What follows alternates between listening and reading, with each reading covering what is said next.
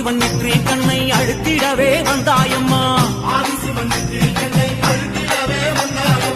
பரமனோட சிரசினிலே பாங்குடனே அமர்ந்தாயம்மா. கங்கையம்மா தேவி நீ கண்ண தோர தாயி.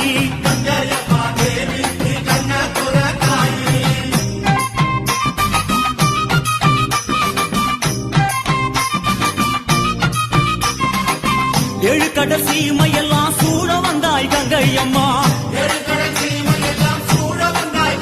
அம்மா ஆறு குளங்களிலே அழகு நதி ஓடையிலே,